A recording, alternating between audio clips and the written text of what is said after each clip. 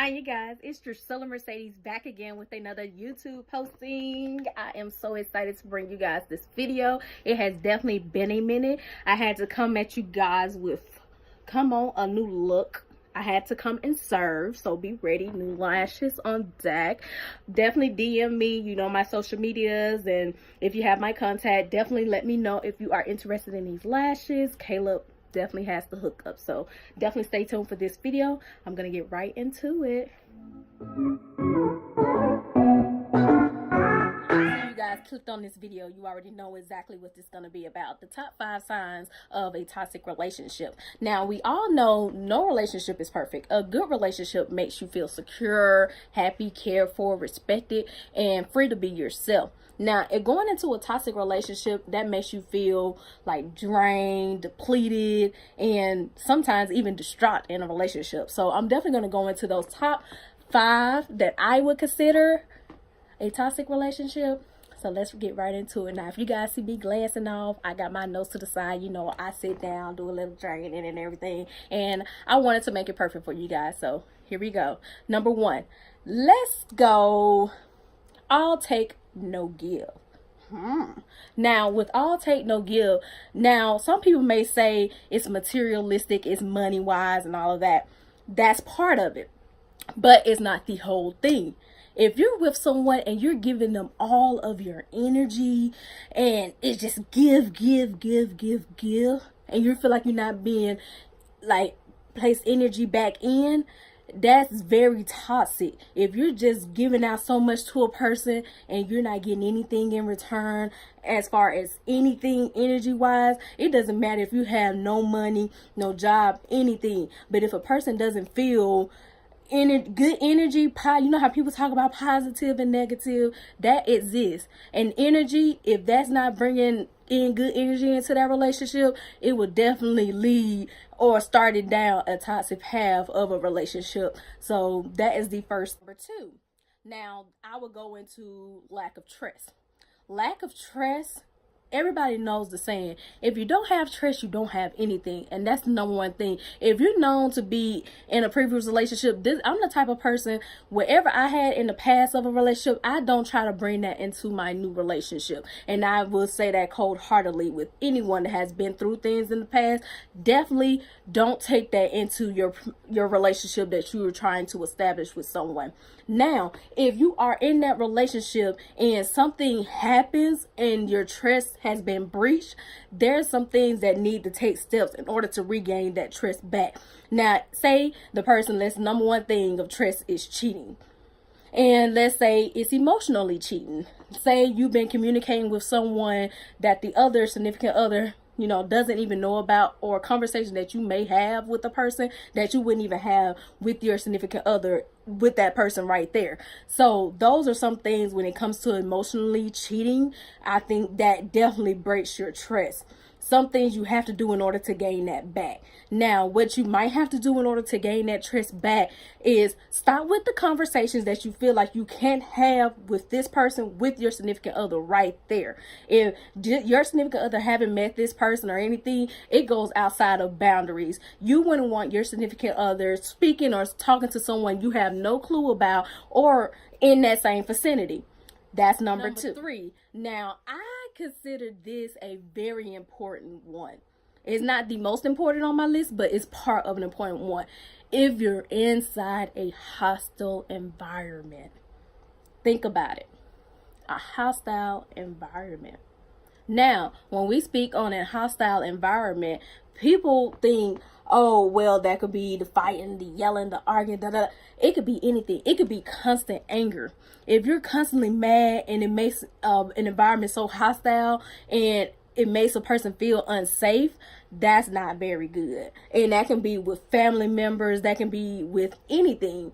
That is not perfect. It's not perfect. Now, no relationship is perfect. Everybody has, you know, arguments and all of that. But when it's a constant anger issue amongst you and your significant other, and say family members are getting involved, it's not a good environment to be in, because that can spill over. Whatever you have with the family can spill over into your relationship and make it constant anger to where it's constantly constant fighting and you guys aren't benefiting from your actual relationship. Oh, baby. Number 4. Never ending drama. Don't you ever get tired of when you're having a conversation with your significant other and all they bring you, nothing positive, but every time you speak to them is always something. Oh, this girl did this. Oh, this thing had the nerve to do this. Ugh. Constant drama. Now, if it gets to a point where you're with your significant other and you're constantly in drama when your life wasn't about drama before you met them, that's a sign that person is not meant for you. I'm telling you right now, it's not gonna work. It's not gonna work if it's constant drama within the relationship. Now, let me say this: a good relationship is supposed to improve your life, not make it messier. Now, if it makes it messier, I think that's the first sign. Either you can have a conversation with them and tell them, hey, I feel as though you're bringing a lot of negativity to the relationship, and I feel like we need to do a little bit better when it comes to, speaking of certain people that, bring mess to the relationship. If that person is bringing mess to the relationship, then you need to contemplate the friends that you guys are associating yourself with. Now, remove those people. First of all, you need to remove those people from you guys' life because that will affect your relationship. I'm telling you now, friends, family will ruin your relationship.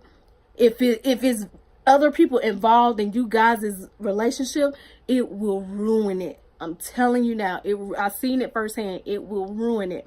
So try to be careful with drama and bringing that to your significant other, and try to stay away from it. Not saying, just be kumbaya, oh my Lord, you don't have to be that way, but some things just need to be done, dead, and just along with when it comes to a relationship. Baby, number 5. The number 1 thing, if it makes you unhappy. If the relationship makes you unhappy, why are you in it? That's the number 1 thing. If you really have to sit back and reevaluate, and sometimes you have to do that. You need to sit back and reevaluate, okay, why am I not happy in this relationship? The first thing you can do, of course, is address it and say, hey, I'm not happy because of this and because of this. And sometimes you aren't able to pinpoint. That's why I always tell people, when you're not able to pinpoint what the actual issue is, you have to sit back and reevaluate the situation. Once you sit back and you reevaluate the situation, getting a little tongue-tied, because this is my top. Y'all don't understand. Like, I really need to go back and forth with this. If you really need to sit back and reevaluate your situation, you would literally break down the pinpoints of where things started. Literally, you could pinpoint it. Okay, it started with me saying this or me reacting to this. That's where it started, and that's what we need to work on. So if a relationship is simply making you unhappy, I say remove yourself from it completely. I say you have to let that person go. It might hurt in the beginning, but at some point when you're unhappy, it will show. It will show in the way you dress yourself. It will show in the way you present yourself. It will show in the way you treat other people, in your environment, your workplace. Everything will be a tumbling effect. It starts with you. No one can affect you but you. So if a person is in your life and they're affecting you, let them go. Completely. Family, friends, your significant other, let them go. Let it go. Now that you guys have heard the top 5 signs of a toxic relationship, I want to leave you with this. Now, a toxic relationship can cause you time, can cause you energy. So let's try to put that time and energy towards better use. Try to make better of your time. Try to make better of your energy. Choose the people wisely that you want into your life. No one is forced to be in your life. You choose who you want in your life. That's the first thing. Choose who you want in your life. The first 3 things I would say, please stay true to yourself and your values. Listen to your heart. And most of all, stay strong, because you will get through it. No one can force you into something that doesn't work for you. No one can force you to be with someone you don't want to be with. It's all up to you. I'm gonna tell you now, and I hope this isn't getting off topic, but if there is a child within your situation, I'm telling you now, a child will not keep that situation together. It will not. If your relationship is based on any of these 5 things, a child will not help it. If anything, it makes the situation worse, because there's another life involved that you both have to be accountable for. So please take heed to this conversation. If you would like to have a one-on-one conversation, I'm gonna have my DMs, everything open for you guys. I'm letting you know now, none of my social media is set on private. If you want to have an open discussion and a conversation, I am here. I love you guys. I'm glad I came at you guys with this video, and I'm glad I actually decided to change the topic, because this topic is the one. If you want more videos like this, please like, comment, and subscribe down below. I love you guys, and I hope I speak to any of you really soon. Thank you so much.